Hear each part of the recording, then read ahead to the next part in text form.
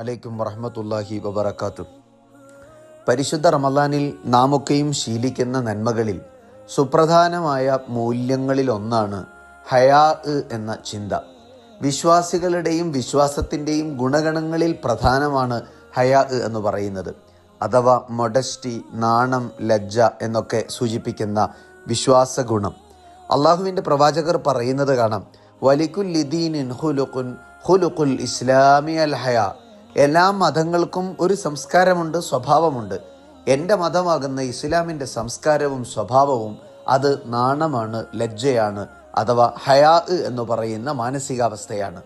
അള്ളാഹുവിൻ്റെ പ്രവാചകർ പരിചയപ്പെടുത്തുന്ന ഈ ഒരു മൂല്യം നിത്യജീവിതത്തിൽ നാമൊക്കെയും ആലോചിച്ചാൽ ഏറെ പ്രാധാന്യമുള്ളതുകൂടിയാണ്. നമുക്ക് രണ്ട് തരത്തിൽ ഹയാ ഉണ്ടാവാം. ഒന്ന്, കൂടെ ജീവിക്കുന്ന മനുഷ്യരോട് തോന്നുന്ന ഒന്ന്. രണ്ട്, പ്രപഞ്ചനാഥനായ അള്ളാഹുവിനോട് തോന്നുന്ന ഒന്ന്.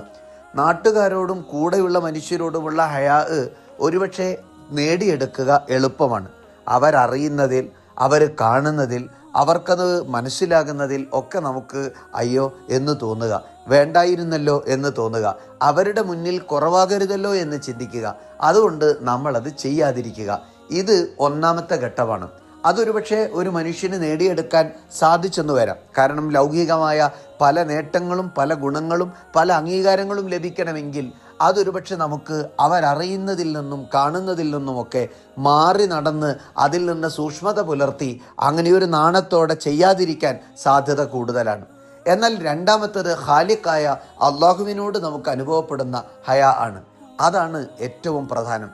എൻ്റെ റബ്ബ് കാണുന്നുണ്ടല്ലോ, എൻ്റെ റബ്ബ് കാണാൻ സാധ്യതയുണ്ടല്ലോ, അതുകൊണ്ട് ഞാനത് ചെയ്യരുത്, അയ്യേ അതെൻ്റെ ജീവിതത്തിൽ ഉണ്ടാവരുത് എന്ന് ചിന്തിച്ചുകൊണ്ട് വാക്കിലും പ്രവൃത്തിയിലുമൊക്കെ ഞാൻ കാണിക്കുന്ന സൂക്ഷ്മതയാണ് ആ ഹയാ എന്ന് സൂചിപ്പിക്കുന്നത്.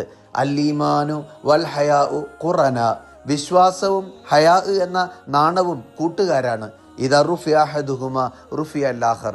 ഒന്ന് ഉയർത്തപ്പെട്ടാൽ രണ്ടാമത്തത് ഉണ്ടാവുകയേയില്ല. ഹയാ ഇല്ലാത്തടത്ത് ഈമാൻ ഇല്ല, ഈമാൻ ഇല്ലാത്തടത്തോ ഹയാവും ഉണ്ടാവുകയില്ല. ഇത് രണ്ടും ഒന്നിച്ചൊന്നിച്ച് മുന്നോട്ട് പോകേണ്ടുന്ന ഒന്നാണ്. വിശ്വാസിക്ക് നാണമുണ്ടാകും, നാണമുള്ളവന് വിശ്വാസവും. അള്ളാഹുവിൻ്റെ ദീനിൽ നാം ശീലിക്കേണ്ടുന്ന ഏറ്റവും പ്രധാനപ്പെട്ട നന്മകളിൽ ഒന്നാണിത്. അള്ളാഹു സുബ്ഹാനഹു വ തആല സ്വീകരിക്കുമാറാവട്ടെ. അസ്സലാമു അലൈക്കും വറഹ്മത്തുള്ളാഹി വബറകാതുഹു.